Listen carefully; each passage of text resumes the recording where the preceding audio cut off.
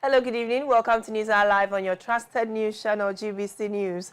My name is Shirley, and Robert Frimpong will translate the news into sign language. You're welcome. For over 4 centuries, the transatlantic slave trade inflicted unimaginable suffering, racial injustice, and stolen dignity, leaving an indelible mark on human history. As we mark the International Day of Remembrance of its victims, the United Nations confronts a stark reality. The crimes of slavery remain unacknowledged, and their consequences continue to shape our world today.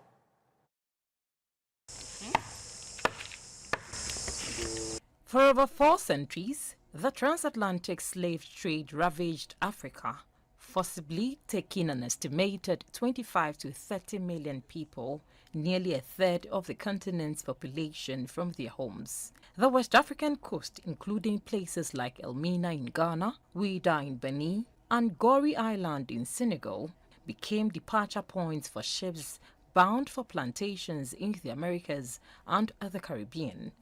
The Middle Passage, the journey across the Atlantic, was a brutal and inhumane experience. Men, women, and children were chained together in cramped shipholds, facing unimaginable diseases, starvation, and violence. Those who survived arrived as commodities, not human beings. The system of slavery was deliberately constructed, legally protected, and highly profitable, fueling European economies with the labor of enslaved Africans. The racist ideologies used to justify slavery didn't disappear with abolition. They evolved into segregation, colonialism, and systemic inequalities still visible today in housing, employment, healthcare, and criminal justice systems worldwide, according to the UN Secretary General Antonio Guterres. Today we reflect on a deep betrayal of human dignity, the abduction of millions of Africans, stolen from families and communities they would never see again. Their trafficking across the Atlantic in conditions so cruel 1 in 7 did not survive the journey, and their enslavement in the Americas, where generations were brutally exploited for their labor and denied their basic humanity. These monstrous acts were the core of a global economic and social order, a system born of greed, built on lies, and enforced by violence. A system that prevailed for over 400 years and haunts our world even now. A system that reflected the worst of humanity. And that is why today is more than a time of remembrance. It's a moment to confront the lasting legacies of inequality and racism. The fight against slavery was a long and brutal struggle.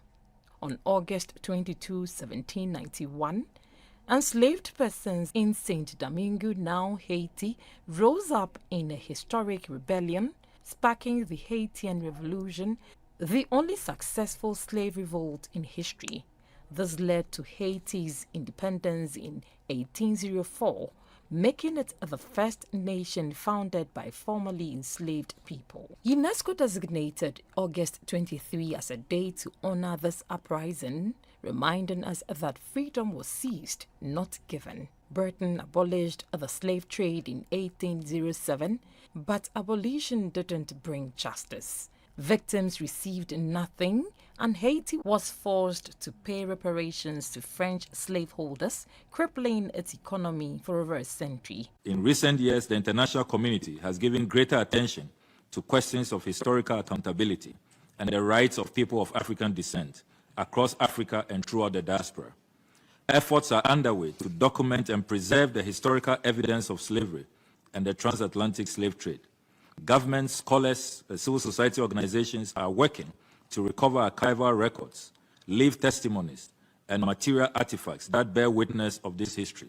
This year's commemoration is significant, marking 100 years since the Slavery Convention.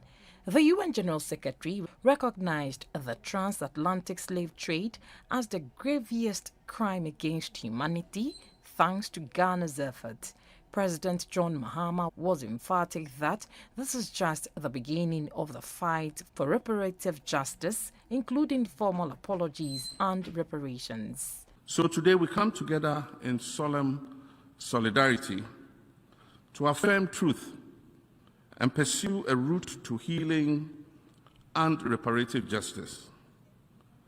The adoption of this resolution serves as a safeguard against forgetting. It also challenges the enduring scars of slavery. For the President of the General Assembly, Philemon Yang, acknowledging past injustices isn't enough.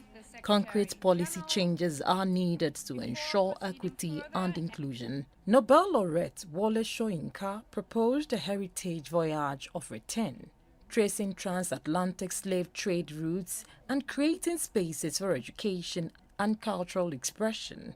An American poet, Salome Agbaroji, called on people of African descent to reclaim their narratives and tell their true stories.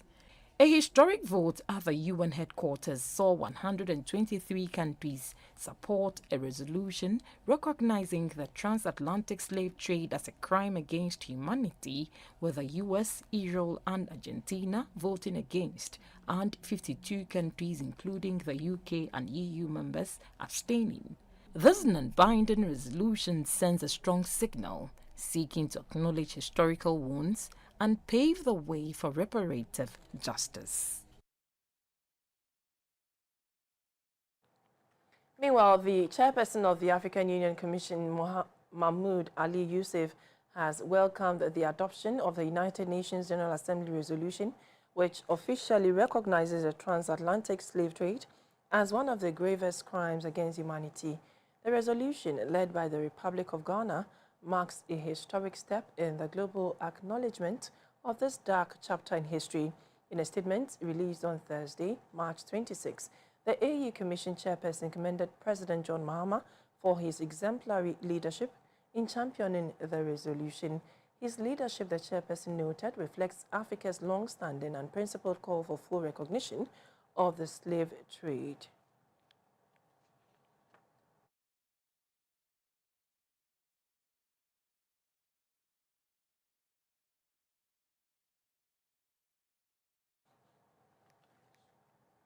The Vice President, Professor Nana Jane Opoku-Agyeman, is calling for a stronger, more strategic export drive to transform Ghana's economy as the Ghana Export-Import Bank marks years of supporting trade. She says Ghana must break away from its long-standing dependence on raw material exports and focus on value addition to achieve sustainable growth. The Ghana Export-Import Bank, EXIM, was established in 2016 to support export development and reduce reliance on raw materials exports. It provides financing and guarantees to businesses, especially in agriculture and manufacturing, to promote value addition, boost exports, and drive industrial growth. At its anniversary conference in Accra, the Vice President, Professor Nana Jane Opoku-Agyeman, urged the bank to scale up support for SMEs and leverage opportunities under the African Continental Free Trade Area amid growing global economic challenges. Global uncertainty is becoming a permanent feature of international trade. Dependence on a narrow range of exports is no longer sustainable. Diversification is not only desirable, it is necessary. Third, industrial capacity matters more than ever. The African Continental Free Trade Area offers a historic opportunity to deepen intra-African trade, while current geopolitical shifts pose real challenges. They also create new opportunities. Ghana is placed and well placed to seize that moment. We are blessed with natural resources, a youthful population, and access to one of the world's most promising regional markets. But potential must be matched by strategy, policy, and institutions that are prepared to act. Therefore, the next decade of GESIM must have an even greater impact than the first. Chief Executive of EXIM, Mr. Sylvester Mensah, called for stronger partnerships and innovation to boost export competitiveness and drive impact. The first lesson from our first decade is that finance by itself is not enough. Many firms fail not for lack of ambition. They struggle because capital is expensive and mismatched. Standards are difficult to meet, logistics are unreliable, market information is weak, or they cannot absorb risk while entering new markets. In other words, businesses need a complete support system, not just a single facility. The second lesson is that export competitiveness is built long before goods arrive at the port. If these foundations are weak, export performance will remain uneven, no matter how strong demand may be. International competition also begins at the domestic level. Mr. Mensah further stressed the need for discipline in development finance, noting that institutions must balance growth ambitions with strong risk management. The minority in Parliament has hinted of plans to petition the Commission on Human Rights and Administrative Justice, CHRAJ, to investigate businessman Ibrahim Mahama and his company, Engineers and Planners, over their involvement in the diamond mine process and the use of his private jet by President John Mahama. Addressing journalists in Parliament on Thursday, March 26, the ranking member on the Lands and Natural Resources Committee and Member of Parliament for Mampong, Mr. Kweku Amprechum Sapon, said the caucus is concerned about what it describes as potential constitutional breaches and lack of transparency in the selection of an investor for the diamond mine. We call for the immediate publication of the full bidding documentation, including the date of formal tender initiation, the criteria, the tender committee's composition, and the evaluation methodology, in compliance with LI 2176. 2, compulsory disclosure of the full beneficial ownership of all 3 bidding entities, including EMP connections, with compliance with Ghana's EITI corrective action obligations. Originally, it was EMP. When we came out to make some noise last week, all of a sudden, 2 other companies have just metamorphosed from high heavens, right? And they are in the bidding process. We are asking for mandatory recusal of any Minerals Commission official with professional or financial connections to Engineers and Planners, Goldfields, or any bidding entity. We are also asking for the immediate freeze of all paid award mobilization by Engineers and Planners, pending the conclusion of a lawful, transparent, and documented tender process. We ask for a full parliamentary briefing before the award is made. The minority is formally considering a joint petition with civil society organizations, professional bodies, and concerned citizens on both the private jet arrangements and the diamond mine process as 2 manifestations of the same constitutional breach.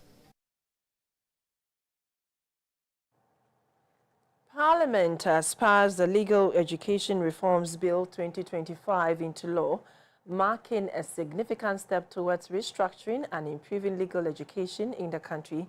The bill was introduced to Parliament by the Attorney General and Minister for Justice, Dr. Dominic Ayeni, as part of efforts to address long-standing challenges within Ghana's legal education system. The Legal Education Bill 2026 is duly read for the 3rd time and accordingly passed. Debate on the bill was characterized by broad consensus, with both the majority and minority sides making non-partisan contribution. Lawmakers, many of whom possess legal backgrounds, brought their expertise to bear on the deliberations, proposing amendments aimed at strengthening the provision of the bill and ensuring its effectiveness. The majority leader, Mr. Mahama Yariga, described the passage of the bill as the fulfillment of a key campaign promise to Ghanaians. We promised law students that if they voted for us, We will carry out reforms that will ensure equity, fairness, and access to legal education. We have today successfully passed the bill. We believe that this is the dawn of a new era, where all students will be fairly treated. Meanwhile, the minority leader, Mr. Alexander Appiah-Markin, commended the collaborative efforts of both sides in ensuring the successful passage of the bill. All of us have participated. This is not a bill that identified with a particular party. I concede, indeed, that they made it a campaign promise. I concede. And I'm happy that as leader of the House, he is sharing the success story of his government. What else can a leader say when he has succeeded in making sure a thing like this has happened? The bill is expected to provide a comprehensive legal framework to guide the training, accreditation, and regulation of legal education in Ghana. It also seeks to promote transparency, fairness, and efficiency in the admission and training of law students while aligning the systems with evolving national and international standards. Telenews, the Inspector General of Police, Christian Tetoyonu, has deployed additional security personnel and armored vehicles to Nkwanta South in the Oti region following renewal of violent attacks in the area. A statement signed by Deputy Superintendent John Incho of the Oti Regional Police Headquarters in Dambai on Thursday, March 26, says the IGP ordered the deployment of 2 armored vehicles alongside officers from the National Police Operations Unit to Nkwanta South on the night of Wednesday to bolster security. The move, according to the statement, has helped restore calm in the municipality. However, 5 bodies have been recovered in the aftermath of the attacks. The victims, comprising 3 males and 2 females, were found at 2 separate locations by a joint team of personnel from the police, military, Bureau of National Intelligence, Defense Intelligence, and the Ghana National Fire Service. Investigations have since commenced to establish the circumstances surrounding the incident and to identify and bring the perpetrators to justice. The police have urged residents of Nkwanta and nearby communities to remain calm and support security agencies with relevant information to aid ongoing investigations. The statement further cautions against the spread of misinformation and any actions that could further inflame tensions in the area. Renowned Ghanaian visual artist Ibrahim Mama has engaged the Police Management Board in discussions following allegations of assault involving police officers. The incident, said to have occurred on March 21, reportedly involved a group believed to be linked to the Inspector General of Police's Special Operations Team, commonly referred to as Black Maria. The IGP has assured the public that the matter will be handled with the utmost seriousness, with both criminal and internal disciplinary investigations underway. The case has also been referred to the Police Professionals Standards Bureau. We are very confident that there is going to be some kind of justice served within this. And the IGP has assured us that they are going to deal with it at the highest level. It's left with the competent men of the Ghana Police Service to do their investigations and to arrive at a conclusion. When things like this happen, the question is that how do we make sure that it does not repeat itself? As I said before, none of us have any problem against the Ghana Police Service. The Ghana Police Service have been very kind to us. We are not looking for money. Obviously, I don't need that. It's more just about justice, just to make sure that at least people understand because we are all in a country, we are in a democracy. We just want to understand what is happening and see how we can solve it so that when other people are outside elsewhere and things like this happen, at least they are sure that in the country that they live in, the matter will be taken seriously and there will be some kind of justice. IGP listened to his side of the story and he assured him that investigations will continue till we get to the bottom of this matter. As most of us may be aware, the day the incident occurred, as soon as it came to the IGP's attention, he directed the Police Professional Standards Bureau to commence an investigation. And we assured the public that both the criminal investigation and the professional conduct investigation both will go on alongside, side by side. As we speak, the regional command has done a lot of investigations so far. They've taken statements from Mr. Ibrahim and his team. They have visited the scene. They visited to check up on him at his residence. Today, they have come. IGP has heard them. He has directed, among other things, that the CID, that is the Criminal Investigations Department headquarters, take over the investigations. He has also directed the Director General Police Professional Standards Bureau to expedite action on the investigation. Our assurance to Mr. Ibrahim Mahama is that the police are willing to work with him throughout the investigation process till we get to the end of it, and we have assured him of a thorough investigation. Let's do some more security stories, because in a renewed effort at clamping down on rising crime, a special intelligence-led operation targeting drug peddling and other related crimes is underway in the Ashanti region, as the IGP's Special Operations Team has been reassigned to the region. 19 alleged suspects were arrested at a notorious drug hub, locally known as Tinker Island, on the first day of operations. The team will spend months working with the Regional Police Command to address the crime rate in the Ashanti region.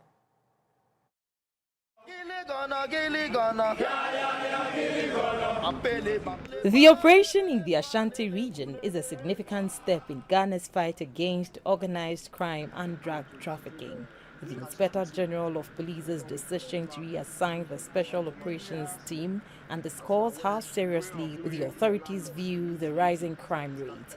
The team began with an extensive patrol within the city, covering several communities, including areas around the Menchia Palace enclave, with particular focus on identified crime hotspots. A total of 111 personnel were deployed, supported by 10 service vehicles, including an armored carrier and a Black Maria for transporting suspects. Led by DSP Bawa Abdul Jalil and ASP Samuel Mustafa Abenzo, the exercise were carried out across sections in the Kumasi metropolis, including Alaba and Thinka areas known for drug peddling and substance abuse, where searches were conducted on pedestrians and some shop operators.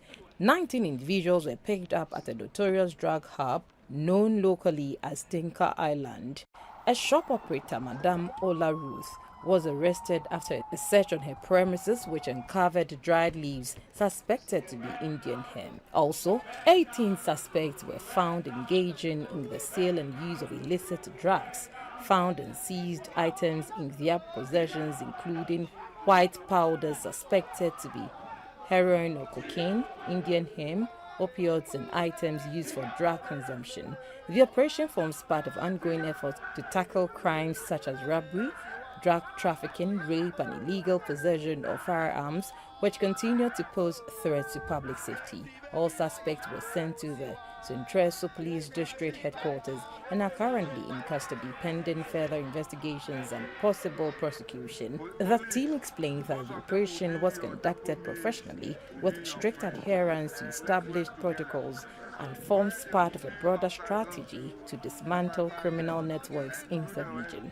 The IGP Special Operations Team say it will sustain patrols and deepen intelligence gathering efforts to ensure safety and restore public confidence in law enforcement across the Ashanti region. The collaboration between the Special Operations Team and the Ashanti Regional Command is expected to boost intelligence-led policing and enhance efforts to reduce crime across Kumasi and its environs.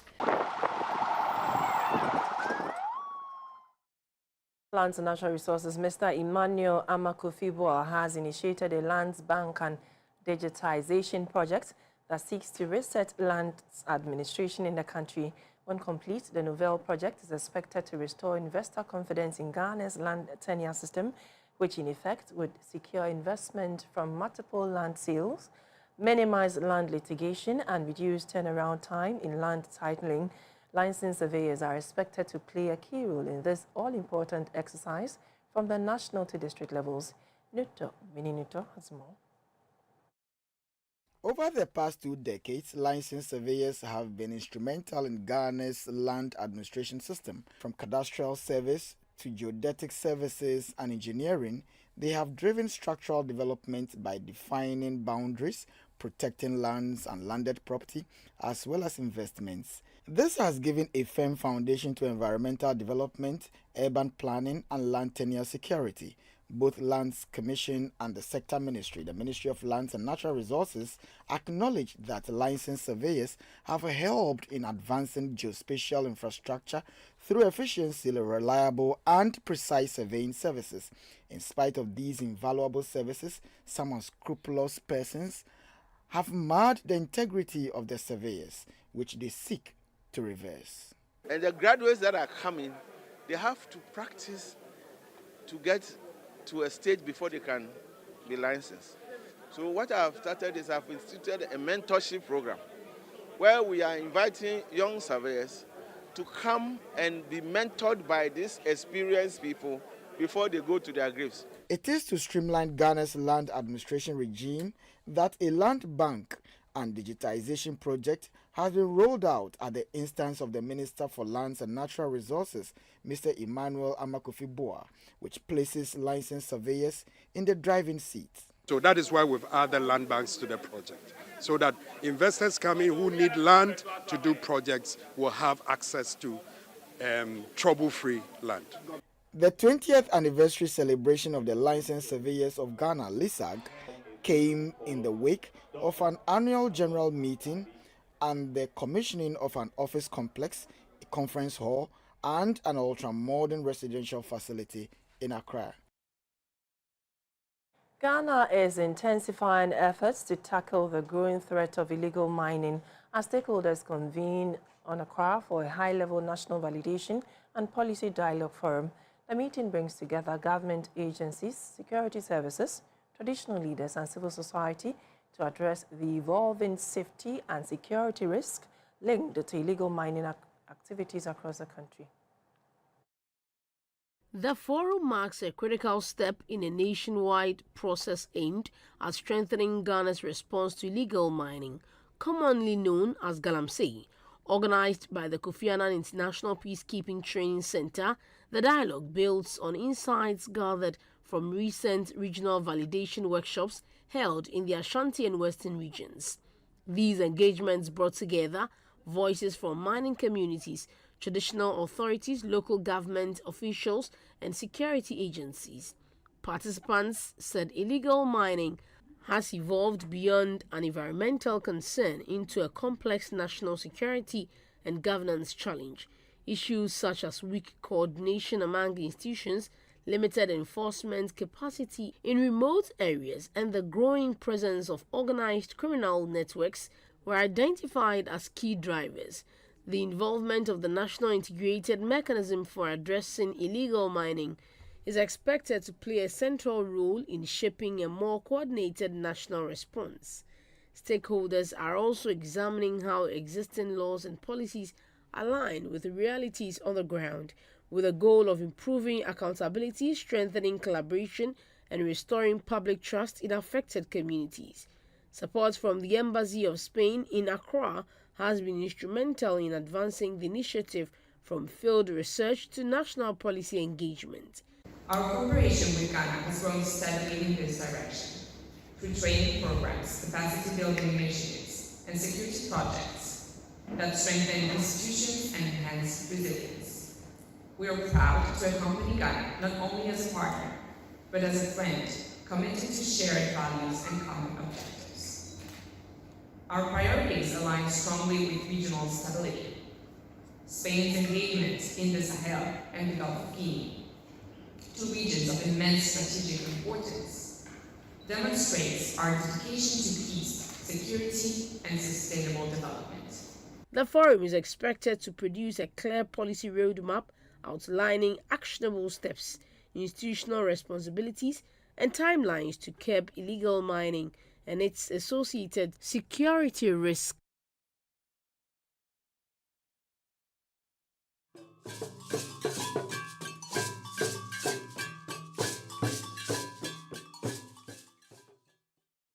At our Heritage Month series, a vibrant 3-day Heritage Village event in the capital's airport city is marking Ghana Month, making a case for celebrating local culture and enterprise.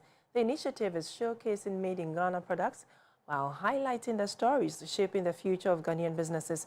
Organizers say the event is also aimed at encouraging citizens to patronize locally made goods to boost the national economy.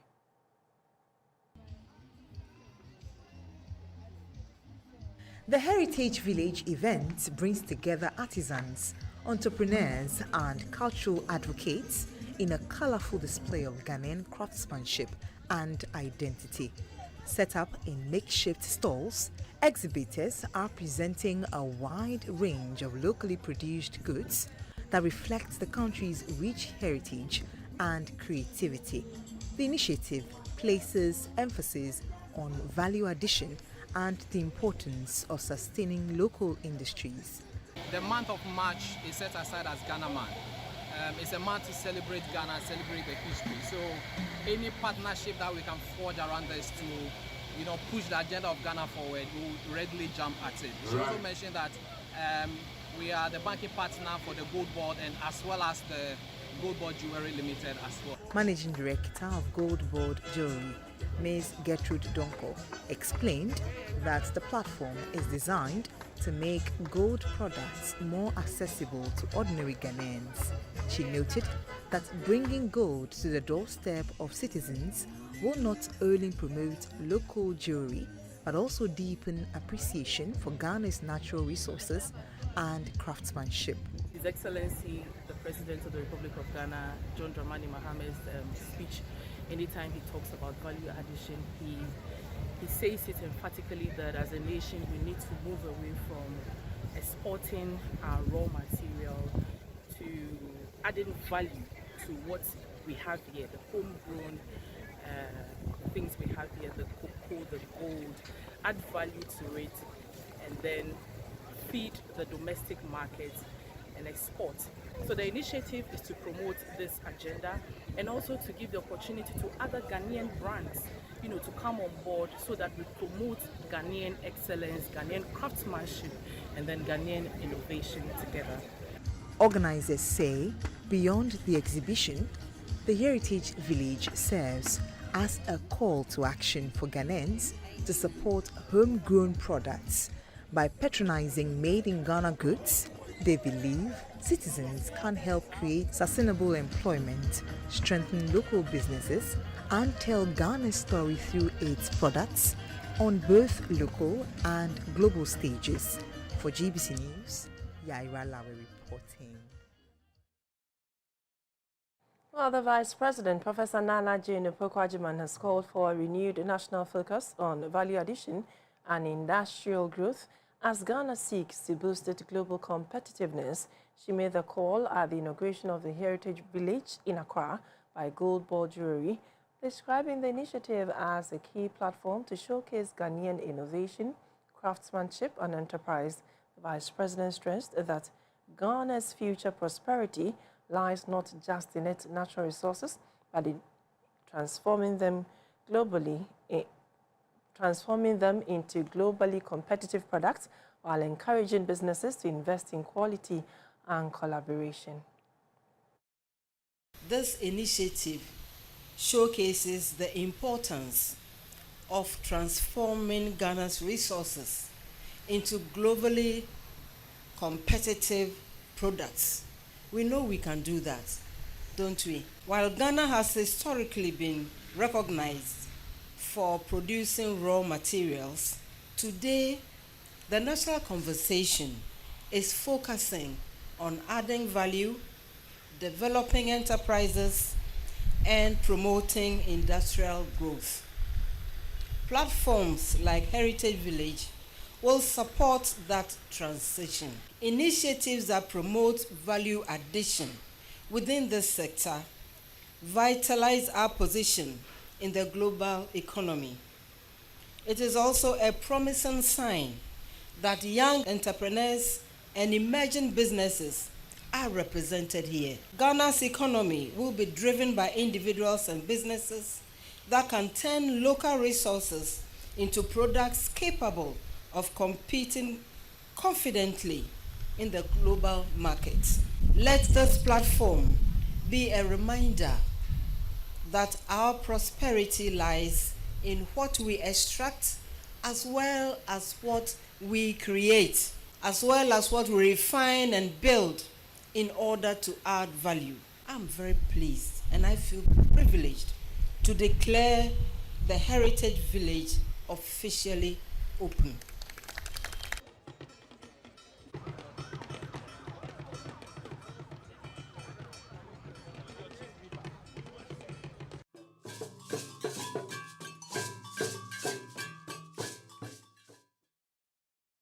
The Gamanche King Takite Kochu has confirmed he will join the grand closing ceremony of GBC's Heritage Month. Niga, who has fond memories of GBC, gave the assurance during a visit by the Director General, Professor Amin Al-Hassan, and his team at the Gamanche Palace in Accra. They had gone to formally invite him to the ceremony, and Niga didn't hesitate to commit. The delegation, which included the Director of Television, Akushika Akweyi, Director of Marketing, George Lumute, and Head of Audience Research, Samuel Kota Nikweyi, was warmly received by the King. Director General, Professor Amin Al-Hassan, commended the Gamanche for his outstanding leadership, setting the tone for a fruitful visit. Your Royal Majesty, it gives me enormous pleasure to lead a delegation from the Ghana Broadcasting Corporation to your palace. We are here to invite you to visit one of the key cultural institutions within your kingdom, and that is the Ghana Broadcasting Corporation, tomorrow, to help us climax our celebration of Ghana Month. The world is very much aware of your standing as an icon of culture, of development, and we enjoyed looking at your recent visit to the United Kingdom. We have followed your efforts on health issues, on national development issues, and your unifying factor within the Ghana state. It is a great honor to be here to extend this invitation to you for this and for several reasons. The meeting was filled with nostalgia as King Takite Kochu warmly welcomed the GBC team, reminiscing about his younger days spent at the corporation. Home was how he affectionately described the national broadcaster, which remains close to his heart. The Gamanche praised GBC for championing Ghanaian culture and heritage through initiatives like the Heritage Month celebration. He assured the delegation he had cleared the schedule for the grand finale, underscoring the vital role media plays in preserving the country's cultural identity. The Audience Research Department, Victor Lutrot,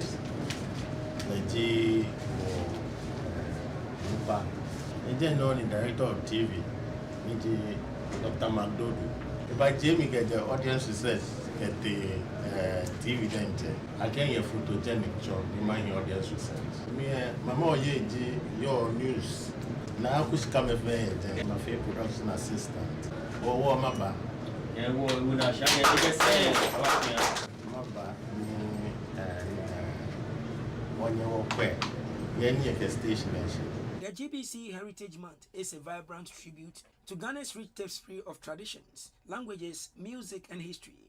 As the national broadcaster takes center stage, it is also a powerful reaffirmation of GBC's commitment to cultural pride and national unity. And with the Gamanche's personal ties to the institution, this year's celebration feels like a heartfelt homecoming, making the closing ceremony all the more special.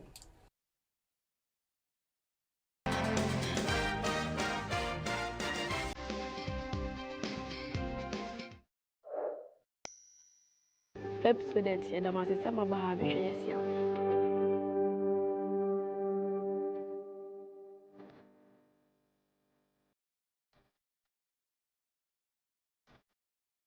This year's Dental World Oral Health Day focus on a happy mind and a happy mouth. And so we are happy to have partnered Pepsodent to conduct screening exercise for the children and pupils of State Experimental School in Sunyani.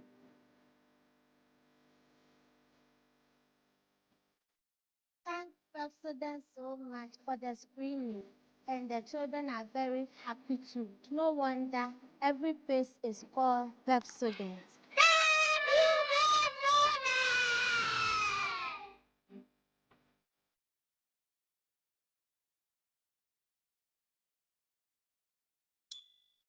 MedShay, natural mosquito repellent, highly recommended by Ministry of Health, CHAS and GES, lab tested by Noguchi Medical, field trialed by Atomic Energy Commission.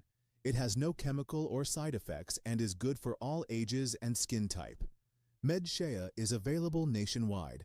Contact us on 0244892413. This advert is approved by FDA. 28 March, I copy 8 April, a high sense super fridge promo. Fridge beer, a high sense showroom, ya titi so 45-liter fridge, and yes, would them and our officer, so 688-liter refrigerator, and ya sumo was high sense will be more. Fridge type burn out pay, single door, double door, cross door, side by side. And now your elegant French door models, Nibi. High sense chest freezer. Emudopa. Ye upright freezers, no. And my quite more to Michigan Nema Bibrewom. Supermarkets, provision stores. And the new Kenya. High sense display fridge. And our drinks make chilly. Say, can you wear and form? To high sense fridge. And Chinam can you say 5 years manufacturer defect warranty. Hi. Every 28 March, I copy 8 April. A high sense super fridge promo. High sense. Everyday prices for everyday people.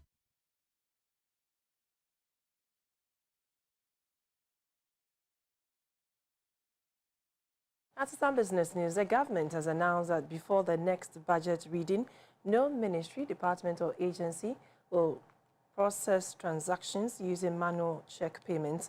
This directive comes as part of the rollout of the GIFMIS electronic fund transfer system. The use of manual check payments by ministries, departments and agencies will be completely phased out in favor of digital transfers through the Ghana Integrated Financial Management Information System GIFMIS and the Ghana Interbank Payment and Settlement System GIPS. At the core of this rollout will be the commercial banks who have been tasked to support the MDAs in the transition. At the signing for the nationwide rollout of the system, the Controller and Accountant General, Mr. Kwesi Ajay, stated that the initiative will strengthen transparency, efficiency and integrity in Ghana's public financial management. Your participation underscores the Ministry's commitment to strengthen financial accountability in Ghana. We are deeply grateful to the Bank of Ghana for its vital role in strengthening Ghana's payment infrastructure and all chief directors present. Your leadership will be crucial in ensuring compliance, strengthening internal controls, and driving this reform throughout the public service. The Deputy Minister for Finance, Mr. Thomas Yankowapen, emphasized that the transition marks a significant step towards digital governance, aligning with broader efforts to strengthen accountability and streamline operations across the public sector. Today, we take a decisive step in our ongoing journey to modernize public financial management, strengthen transparency, and eliminate inefficiencies in the way government and the private sector transact business. The integration of GIFMIS with the GIPS platform to enable electronic funds transfer is therefore a major milestone. A representative of the Bank of Ghana, Mr. Eric Hammond, said the move will make MDAs more accountable and also ensure that their operations are efficient. For the Chief Executive of the Association of Banks, Mr. John Iwa, the nationwide rollout will ensure that every CD transacted on the platform is traceable. Ghana spends about $2 billion every year importing food, a situation experts say could threaten the country's long-term food security if urgent measures are not taken. This disclosure was made by senior agricultural economist at the World Bank, Dr. Ashwini Sebastian, during the opening of a World Bank Open Forum on Food Security in Accra.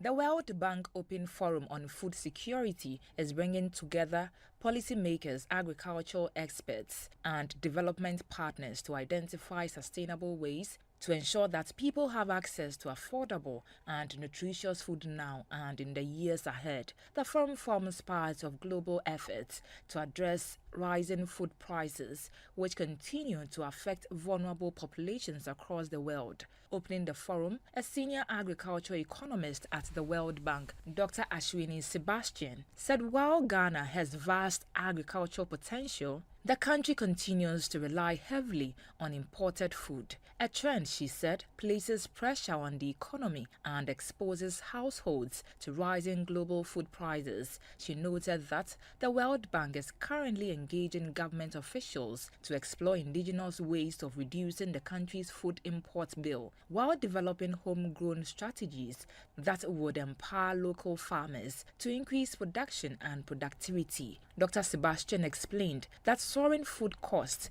are pushing millions of people into extreme poverty and worsening hunger, particularly among low-income households. The conversation is not just about policies, but about livelihoods. Stakeholders say strengthening local agriculture will not only reduce imports, but also create jobs, improve incomes, and put more locally produced food on the tables of Ghanaians. Organizers say the discussion will help shape policies that place farmers at the center of Ghana's journey towards sustainable food security.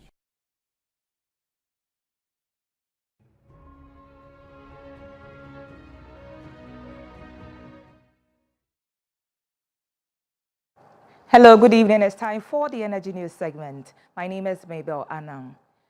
The National Petroleum Authority (NPA) has intensified efforts to implement the driver and mate remuneration framework. It is engaging fuel tanker drivers, mates, transporters, and key industry stakeholders to ensure a smooth and effective rollout.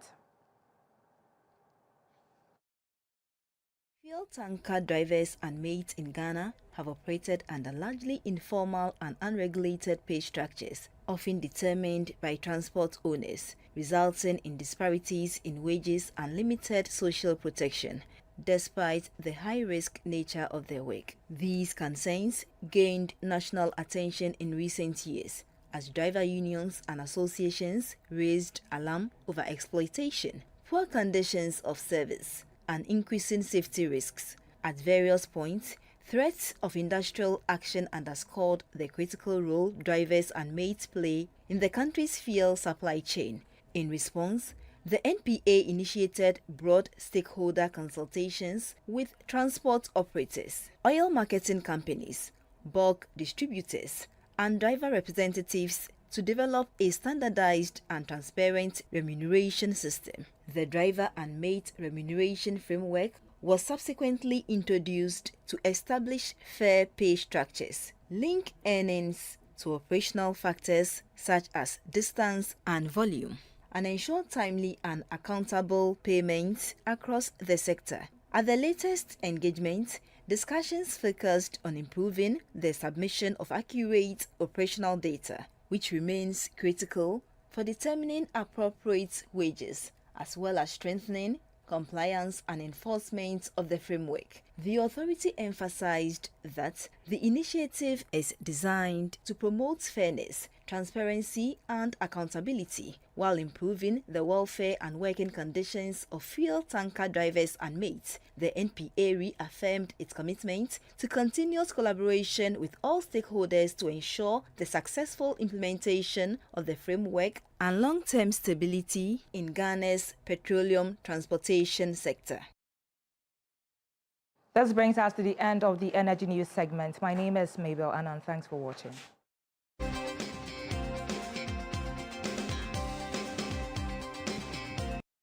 Good business means seeing the possibilities and maximizing opportunities,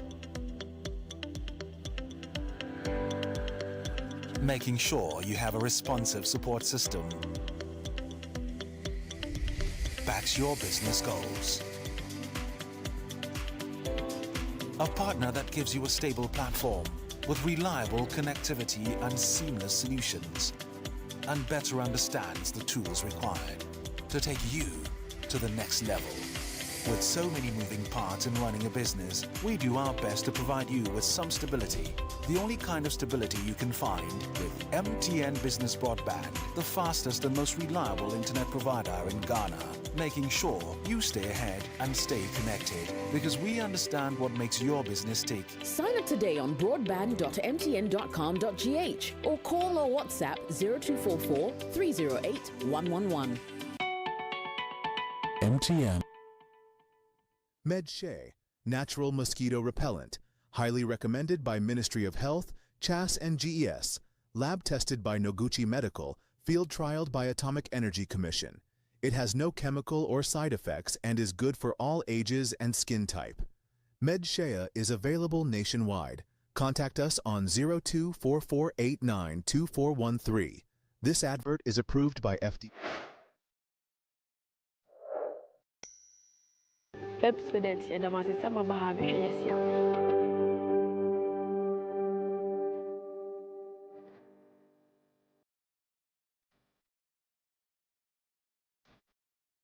This year's Dental World Oral Health Day focus on a happy mind and a happy mouth. And so we are happy to have partnered Pepsodent to conduct screening exercise for the children and pupils of State Experimental School in Sunyani.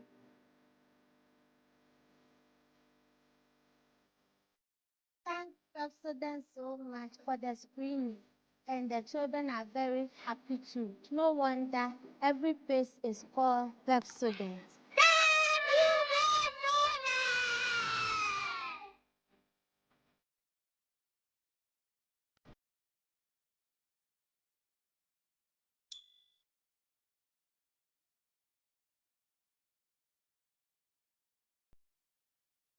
In the health segment, the National Health Insurance Scheme has taken a bold step to reach underserved communities to reduce maternal mortality and improve access to quality healthcare.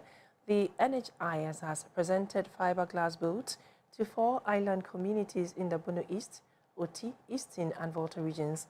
These boats will help transport medical teams and NHIS officers to deliver essential services where they are needed most.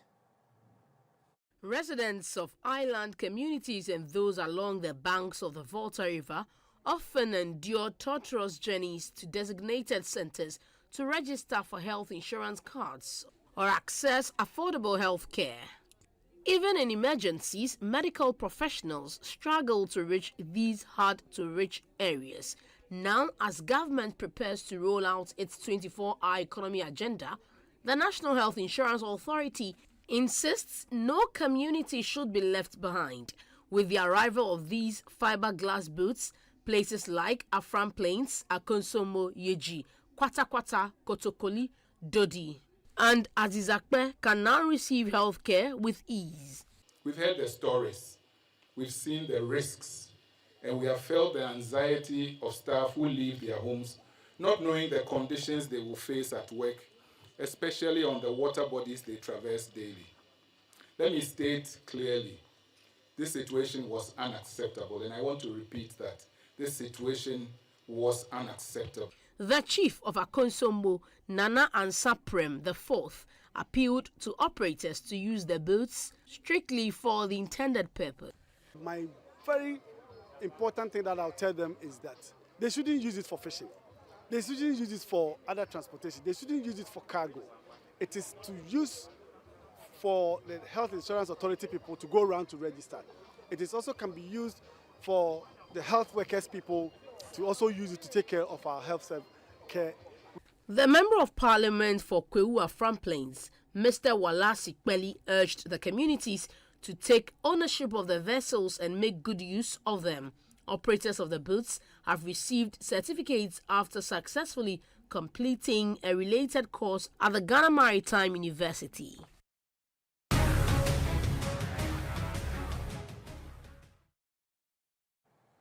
On the international front, Zimbabwe says that 15 of its nationals have been killed after being recruited to fight for Russia in its ongoing war with Ukraine, with more than 60 still trapped on the front lines. The Zimbabwe government says it is in talks with the Russian authorities to ensure the bodies are repatriated and those still alive return home safely. The Zimbabwean case reflects a wider pattern seen across other African countries, including Kenya, Ghana and South Africa, whose citizens have been enticed to join the war. A Ukrainian intelligence assessment has estimated that more than 1,700 people from 36 countries in Africa have been recruited to fight for Russia. Kenya estimates that 252 citizens have been illegally conscripted in Russia. Last month, Ghana said that 55 of its citizens had been killed in the conflict, with about 272 believed to have been lured to fight since the war started in 2022. The same month, South Africa secured the return of 17 South Africans who were allegedly tricked into joining the war.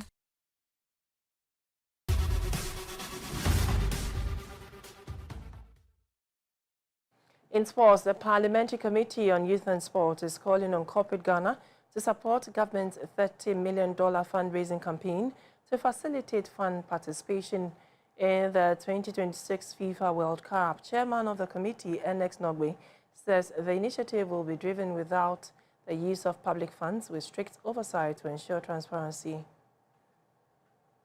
Addressing journalists in Parliament, the chairman of the committee, Mr. Ernest Henry Nogbe, said the committee fully supports the decision by President John Dramani Mahama not to use public funds for the initiative. He explained that the fundraising efforts is intended to mobilize private sector support while easing financial burden on the state. Government alone cannot and should not bear the financial burden of this undertaking. The scale of investment required calls for a collective national effort. In this regard, the committee strongly aligns with the President's call for broad-based participation in the fundraising initiative. We therefore appeal to corporate Ghana, financial institutions, private sector actors, and indigenous business to actively support this national cause. Meanwhile, the committee has assured that it will exercise strict oversight responsibility to ensure transparency and accountability in the mobilization and utilization of the funds. The committee wishes to assure all stakeholders that robust oversight mechanism will be implemented. In line with our mandate, we will ensure that all funds mobilized are subjected to strict accountability processes. Oversight mechanism will be activated before, during, and after the tournament, and stakeholders will be regularly engaged to promote transparency. Mr. Nogbe also called on key stakeholders within the private sector, including manufacturing firms and beverage companies, to play a leading role in emphasizing the importance of corporate participation in promoting national pride and ensuring strong Ghanaian representation at the global tournament. When we talk of the beverage industries, we are talking of both alcoholic and non-alcoholic beverages. Initially, there was a ban from the Food and Drugs Board that alcoholic beverages should not be advertised during sporting activities. But this bill that we just passed into law has cured that mischief.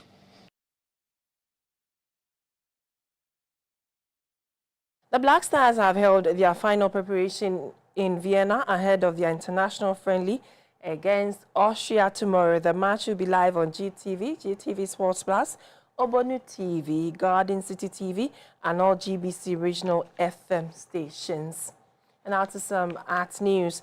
In a renewed effort to showcase Ghana's rich culture and national identity, a Fugu exhibition day has been held at the Ghana Museums and Monument Board in Accra. The Ghanaian fugu or batakari is not just an attire, but a symbol that communicates authority and identity. The exhibition did not only display various fugu designs, but also featured a blend of Ghanaian cultural music and dance performances.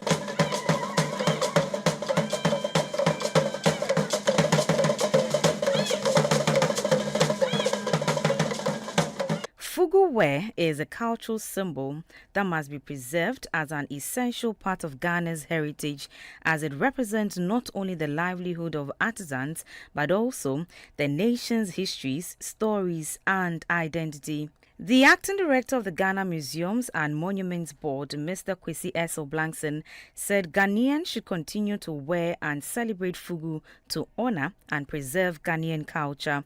Today, Fugu remains a living heritage, evolving whilst staying true to its roots. Fugu employs more people, especially the youth in the north, than agriculture, and has the potential to become the largest economic activity in Ghana. This has been News Hour live on your trusted news channel, GBC News. I'll be back at 10 p.m. with News Tonight. Thank you for watching. Do have a good evening. Bye-bye.